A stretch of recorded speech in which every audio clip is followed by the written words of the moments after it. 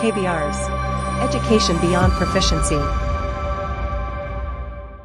नमस्कार दोस्तों, स्वागत आप सभी का केबीआर्स में। दोस्तों, कैसे हैं आप लोग? उम्मीद करता हूं आप सभी अच्छे होंगे।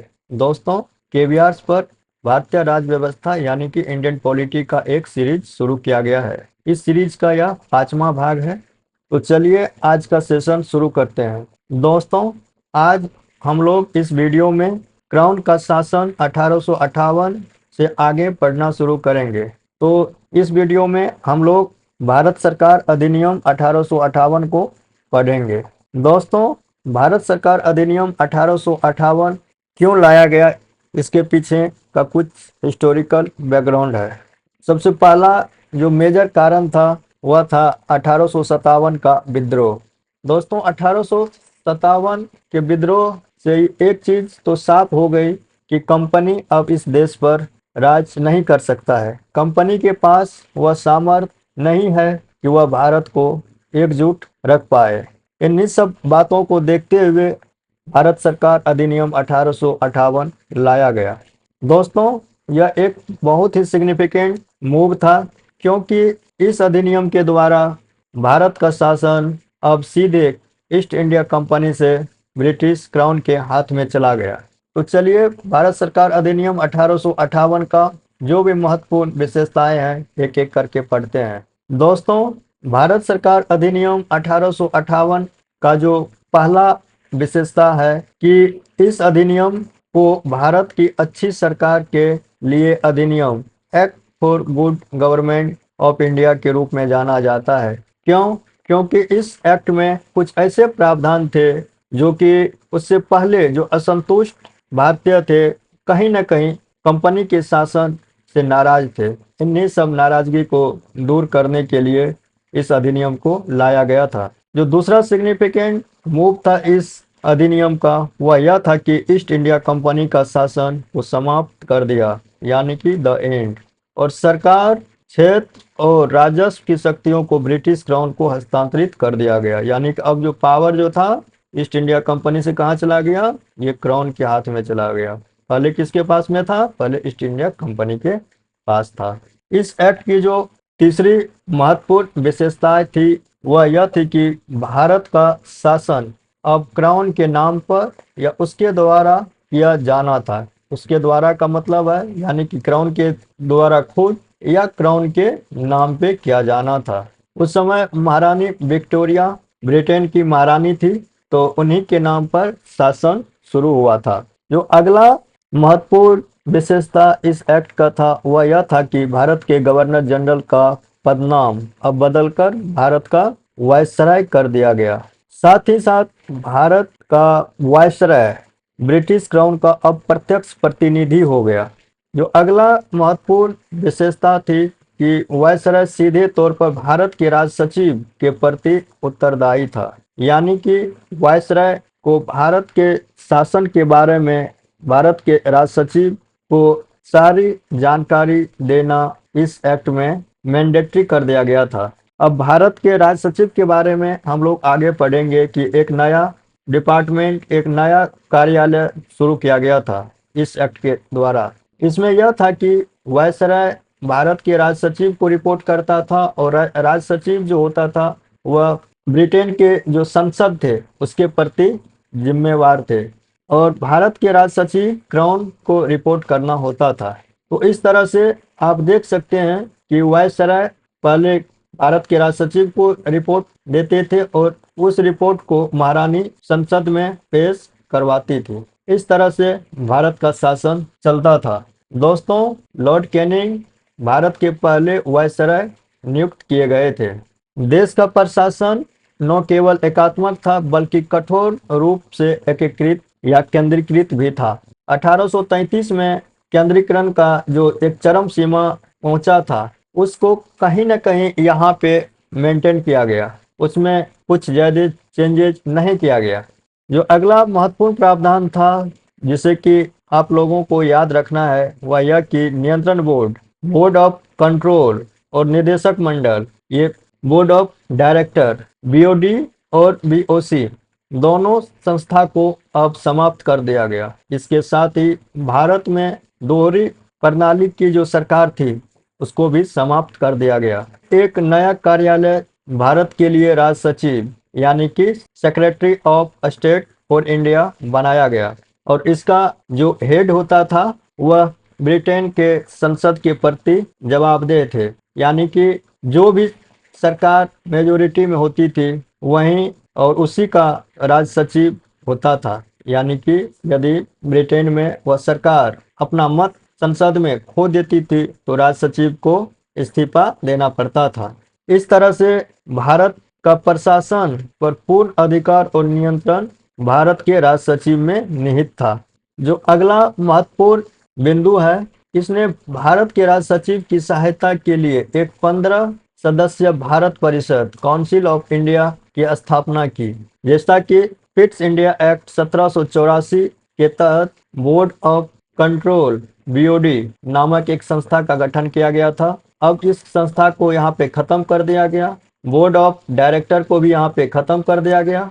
अब यहाँ इसके जगह पे जो है एक संस्था का स्थापना की गई, वह था भारत परिषद यानी कि काउंसिल ऑफ इंडिया। इसमें कुल 15 सदस्य होता था। इन 15 सदस्यों में से 7 सदस्यों को जो पुरानी कंपनी थी ईस्ट इंडिया कंपनी के निदेशक मंडल यानी कि बोर्ड ऑफ डायरेक्टर में से चुना जाना था और 8 को क्राउन द्वारा नियुक्त किया जाना था। क्राउन यानी कि सरकार के द्वारा 8 सदस्यों को नियुक्त किया जाना था। दोस्तों, इस अधिनियम में पहली बार परिषद में अशासकीय भागीदारी का उपबंध किया गया। अशासकीय का मतलब है नॉन ऑफिशियल। नॉन ऑफिशियल का मतलब है जो कि सरकार का अंग नहीं था, यानी कि किसी भी रूप में वह सरकार से जुड़ा हुआ व्यक्ति नहीं था, उसको अशासकीय भागीदार कहते थे। जैसा कि जमींदार हो सकता था, प्रोमिनेंट पर्सन जो कि सरकार से किसी भी रूप में न जुड़ा हुआ हो, उस तरह के व्यक्ति को परिषद में शामिल करने का उपबंध किया गया था। परिषद एक तरह का सलाहकार निकाय था, यानी कि इसका काम कहीं न कहीं सलाह देने भर तक था, यानी कि इस सलाह को मानना या नहीं मानना भारत के राज सचिव के विवेक पर निर्भर करता था। वह चाहे तो परिषद की सलाह को मान भी सकता था या नहीं भी मान सकता था। जो अगला पॉइंट है कि राज सचिव को परिषद का अध्यक्ष बना दिया गया, यानी कि राज सचिव इस परिषद का अध्यक्ष भी था। भारत सचिव का परिषद एक निगमित निकाय था जिसके द्वारा तथा जिस पर भारत एवं इंग्लैंड में मुकदमा किया जा सकता था। इसका मतलब यह था कि भारत सचिव का जो परिषद था इस पर भारत या इंग्लैंड में मुकदमा किया जा सकता है या इसके द्वारा भी भारत या इंग्लैंड में किसी पर भी मुकदमा किया जा सकता है। जो अगला महत्वपूर्ण बिंदु है कि भारत प्रशासन पर राज सचिव का नियंत्रण पूर्ण यानी कि एब्सोल्यूट था। यहाँ पे कोई सा भी किंतु परंतु वाली बात नहीं थी। भारत का राज सचिव पूरी तरह से स्वतंत्र था कि भारत का प्रशासन किस तरह से होगा। वह किसी भी तरह का आदेश वायसराय को दे सकता था। इतनी पावर भारत के राज सचिव को इस एक्ट के द्वारा दिया गया था, इसीलिए इसे पूर्ण यानी कि एब्सोल्यूट कहा जाता है। इसमें कहीं भी कोई भी किंतु परंतु वाली गुंजाइश नहीं थी। दोस्तों, इस प्रकार से जितने भी महत्वपूर्ण प्रावधान थे भारत सरकार अधिनियम 1858 यानी गवर्नमेंट ऑफ इंडिया एक्ट 1858 का हम लोगों ने देख लिया। चलिए अब आगे बढ़ते हैं और अगला एक्ट देखते हैं। दोस्तों, अगला जो महत्वपूर्ण अधिनियम था वह था भारतीय परिषद अधिनियम 1861। तो चलिए इस अधिनियम का महत्वपूर्ण प्रावधान को एक एक करके देखते हैं। दोस्तों, भारतीय परिषद अधिनियम 1861 का जो महत्वपूर्ण प्रावधान था वह इस प्रकार है। जो पहला महत्वपूर्ण प्रावधान था वह था कि इसने विकेंद्रीकरण की प्रक्रिया शुरू की।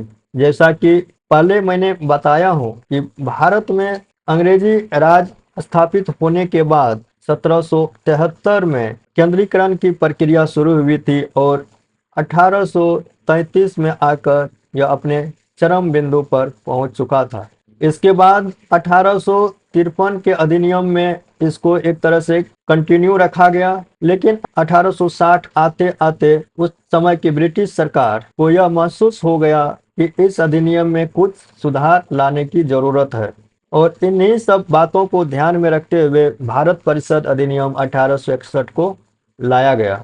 इस अधिनियम का पहला जो महत्वपूर्ण विशेषता थी वह यह कि इसने विकेंद्रीकरण की प्रक्रिया शुरू की, यानी कि जैसे 1833 के अधिनियम के द्वारा बॉम्बे और मद्रास के जो गवर्नर थे उनसे लेजिस्लेटिव पावर यानी कि विधायी शक्ति छीन लिया गया था। अब इस एक्ट के द्वारा उन्हें यह वापस मिल गया। तो विकेंद्रीकरण में सरकार सेंट्रल लेवल पे और स्टेट लेवल पर होता है, और जो केंद्रीकरण होता है वहाँ पे पूरा का पूरा पावर एक ही सरकार के पास, जो कि सेंट्रल गवर्नमेंट होती है, के पास होता है। जो इस एक्ट का महत्वपूर्ण बिंदु है वह यह है कि बॉम्बे और मद्रास प्रेसिडेंसी को विधायी शक्तियां बहाल कर दी गई, जैसा कि 1833 में यह शक्तियां छीन ली गई थी। दोस्तों, इस एक्ट का जो अगला महत्वपूर्ण बिंदु है वह यह कि इसने बंगाल, उत्तर पश्चिमी प्रांतों और पंजाब के लिए नए विधान परिषदों की स्थापना का भी प्रावधान इस एक्ट में था। बंगाल में 1862 में जाकर, उत्तर पश्चिमी प्रांतों में 1886 और पंजाब में 1897 में जाकर विधान परिषद का गठन हुआ। इस पॉइंट को आप लोग याद रखिएगा, क्योंकि यहाँ से क्वेश्चन पूछने की संभावना काफी ज्यादा है। जो अगला महत्वपूर्ण पॉइंट है, इसने भारतीयों को कानून बनाने की प्रक्रिया से जोड़कर प्रतिनिधि संस्थाओं की शुरुआत की, यानी कि अब संस्थाओं में जो भारत के जो प्रोमिनेंट व्यक्ति थे उनको भी प्रतिनिधित्व मिलना तय किया गया, यानी भारतीयों को भी अब कानून बनाने की प्रक्रिया से जोड़ा गया और उन्हें कानून बनाने वाली संस्था में प्रतिनिधि के तौर पर नियुक्त किए जाने की प्रावधान किया गया।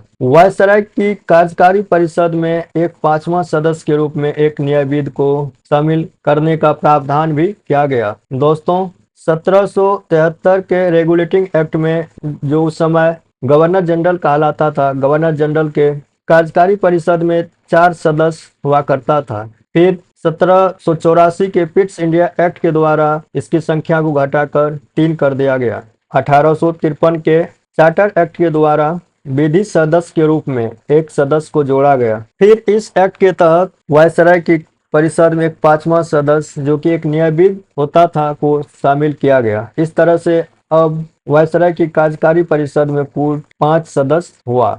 इसमें प्रावधान था कि वायसराय को अपने विस्तारित परिषद में कुछ भारतीयों को गैर सरकारी सदस्यों के रूप में नामित करना चाहिए, यानी कि वायसराय का जो ये विस्तारित परिषद था उसमें कुछ भारतीयों को गैर सरकारी यानी कि नॉन ऑफिशियल सदस्यों के रूप में नामित करने का शक्ति प्रदान किया गया। तो इस तरह से 1862 में तत्कालीन वायसराय लॉर्ड कैनिंग ने 3 भारतीयों को अपनी विधान परिषद में नामित किया। वह कौन कौन थे?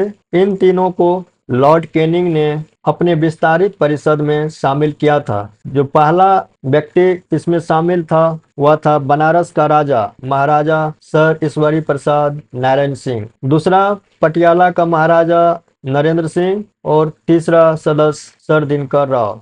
दोस्तों, इस एक्ट के द्वारा 1859 में लॉर्ड कैनिंग द्वारा शुरू की गई पोर्टफोलियो प्रणाली को मान्यता दी गई। पोर्टफोलियो प्रणाली क्या होती है, इसके बारे में मैं थोड़ा सा आप लोगों को बताना चाहता हूँ। दोस्तों, पोर्टफोलियो का मतलब होता है डिपार्टमेंटल सिस्टम, यानी कि आज के जो मंत्री होते हैं उनको कुछ डिपार्टमेंट, एक मंत्रालय या एक से अधिक मंत्रालय, एक विभाग या एक से अधिक विभाग अलॉट कर दिया जाता है। अभी केंद्र स्तर पर मंत्रालय बोला जाता है और राज्य स्तर पर विभाग बोला जाता है। तो उसी तरह का एक सिस्टम लॉर्ड कैनिंग के द्वारा 1859 में शुरू किया गया था। यहाँ से क्वेश्चन पूछता है तो आप लोगों को याद रखना है, यदि पूछे कि पोर्टफोलियो प्रणाली भारत में किसने शुरू की थी तो आंसर होगा लॉर्ड कैनिंग। और कब शुरू किया था? तो 1859 में। तो पोर्टफोलियो सिस्टम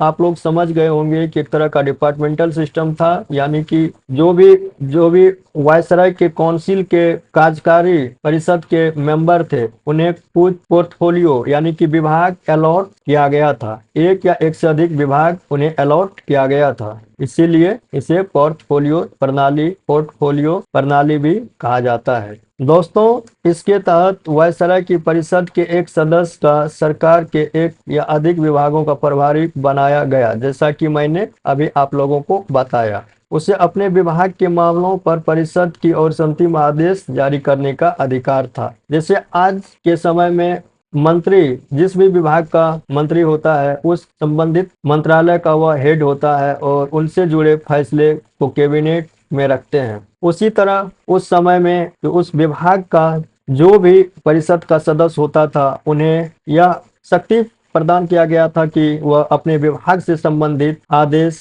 अंतिम रूप से जारी करे। दोस्तों, इसने वायसराय को आपातकाल के दौरान विधान परिषद की सहमति के बिना अध्यादेश जारी करने का अधिकार दिया और अध्यादेश का अवधि 6 महीने का होती थी। दोस्तों, अध्यादेश का मतलब होता है ऑर्डिनेंस, जिसके बारे में हम लोग आगे जाके पढ़ेंगे और विस्तार में ऑर्डिनेंस के बारे में, अध्यादेश के बारे में हम लोग पढ़ेंगे जब भारत के राष्ट्रपति की शक्ति और भारत के राज्यों के राज्यपालों की शक्ति के बारे में हम लोग पढ़ेंगे। तो अध्यादेश एक तरह का टेम्पररी कानून ही होता है। वायसराय को अध्यादेश की शक्ति इस एक्ट के द्वारा प्रदान किया गया था, यानी कि वह आपातकाल में यदि विधान परिषद की सहमति की जरूरत न पड़े वो नहीं ले सकता था और वह अध्यादेश जारी कर सकता था और इस अध्यादेश की अवधि 6 महीने की होती थी।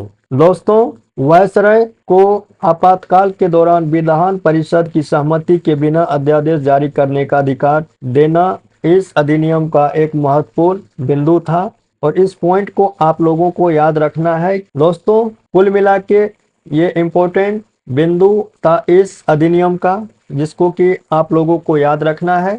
दोस्तों, अब हम लोग भारतीय परिषद अधिनियम 1892 यानी इंडियन काउंसिल एक्ट 1892 के बारे में पढ़ेंगे। दोस्तों, अभी हम लोगों ने 1861 का इंडियन काउंसिल एक्ट को पढ़ा। दोस्तों, उसमें एक प्रावधान था जो कि वायसराय को यह शक्ति दिया गया था कि कुछ भारतीयों को उसकी विस्तारित परिषद में नामित किया जाए। दोस्तों, 1879 का एक घटना है कि उस समय के जो तत्कालिक वायसराय थे उन्होंने अपने परिषद में भरतपुर के महाराजा बलवंत सिंह को शामिल किया था और ऐसा कहा जाता है कि बलवंत सिंह पढ़े लिखे नहीं थे और फिर भी उनके पास शासन और प्रशासन का बहुत ही ज्यादा नॉलेज था, अच्छे से अपने राज्य का प्रशासन चलाते थे। लेकिन ऐसा कहा जाता है कि उनके जो ऑफिशियल थे उन्होंने एक बार उनसे पूछा कि महाराज, आप तो पढ़े लिखे हैं नहीं, आप इंग्लिश भी नहीं जानते हैं और आप जो है परिषद का सदस्य बन गए हैं, जब वहां पे वोटिंग होता है तो आप किस तरह से वोट करते हैं, क्या आप समझते हैं? तो उन्होंने कहा, नहीं, मैं वायसराय की तरफ देखते रहता हूँ और जैसे ही वायसराय हाथ उठाता है किसी भी मुद्दा पर मैं भी हाथ उठा देता हूँ। दोस्तों, कुछ इस तरह का सिस्टम भी उस समय के परिषद में था। चलिए आगे बढ़ते हैं और भारतीय परिषद अधिनियम यानी इंडियन काउंसिल एक्ट 1892 के बारे में पढ़ते हैं। दोस्तों, इस अधिनियम का जो पहला महत्वपूर्ण विशेषता थी वह यह थी कि केंद्रीय और प्रांतीय विधान परिषदों में अतिरिक्त गैर सरकारी सदस्यों की संख्या में वृद्धि की गई, यानी कि नॉन ऑफिशियल मेंबर के तौर पर कुछ भारतीयों को शामिल किया जाना तय किया गया, केंद्रीय और प्रांतीय दोनों जगह पे। इस तरह से केंद्रीय और प्रांतीय विधान परिषदों में कुछ गैर आधिकारिक सीटों को भरने के लिए चुनाव के उपयोग के लिए एक सीमित और अप्रत्यक्ष प्रावधान भी किया गया। दोस्तों, यह चुनाव डायरेक्ट नहीं होता था, उसमें इस तरह का प्रावधान था कि जो स्थानीय सरकार होती थी उनके द्वारा कुछ सदस्यों को विधान परिषद के लिए नामित किया जाता था और गवर्नर विधान परिषद में उन सदस्यों को नामित करता था, उन्हें गैर सरकारी सदस्य के रूप में विधान परिषद में। दोस्तों, यहाँ पे एक जो प्रावधान था यह था कि अप्रत्यक्ष रूप से कुछ सदस्यों को गैर सरकारी सदस्य के रूप में विधान परिषद तथा केंद्रीय विधान परिषद में नामित किया जाता था। तो जो स्थानीय सरकार होती थी, जैसे म्युनिसिपैलिटी, जिला बोर्ड, चैम्बर ऑफ कॉमर्स, ये लोग इन सदस्यों का एक तरह से चुनाव करते थे। उनके रिकमेंडेशन पर या उनकी अनुशंसा पर राज्य के जो गवर्नर होते थे वह उन सदस्यों को विधान परिषद में नामित करते थे। फिर इन्हीं सदस्यों के द्वारा कुछ सदस्यों का रिकमेंडेशन यानी कि अनुशंसा वायसराय को किया जाता था और वायसराय उन सदस्यों को केंद्रीय विधान परिषद में नामित करते थे। इस तरह से यह एक अप्रत्यक्ष प्रावधान था, यानी कि स्थानीय सरकार कुछ सदस्यों को चुनकर विधान परिषद भेजते थे और विधान परिषद कुछ सदस्यों को चुनकर केंद्रीय विधान परिषद में भेजते थे। हालांकि अधिनियम में कहीं भी चुनाव शब्द का प्रयोग नहीं किया गया था। दोस्तों, इसने विधान परिषदों के कार्यों में वृद्धि की, उन्हें बजट पर चर्चा करने और कार्यपालिका से प्रश्न पूछने तथा उन पर मतदान कराने की शक्ति मिली। यानी कि अब जो विधान परिषद के जो सदस्य थे उन्हें यह अधिकार था कि वह बजट पर चर्चा कर सकते। सैन्य खर्चों को छोड़कर बाकी मामलों में वह बजट पर वोटिंग भी करवा सकता था। साथ ही साथ कार्यपालिका यानी कि जो विभाग के जो प्रभारी होता था उनसे भी प्रश्न पूछे जा सकते थे तथा उस प्रश्नों पर मतदान भी कराने की शक्ति उन सदस्यों के पास था। इस प्रकार से अशासकीय प्रस्तावों की शुरुआत हुई। दोस्तों, इस तरह से हम लोग आज भारत सरकार अधिनियम 1858, इंडियन काउंसिल एक्ट 1861 और भारत परिषद अधिनियम इंडियन काउंसिल एक्ट 1892 तक पढ़ लिया। अगले वीडियो में हम लोग इससे आगे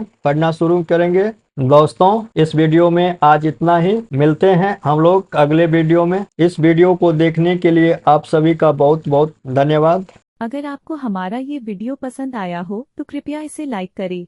अगर आप इस चैनल पर नए हैं तो इस चैनल को सब्सक्राइब करें तथा बेल आइकन को भी दबा लें ताकि हमारे नए वीडियो की सूचना आपको मिल सके।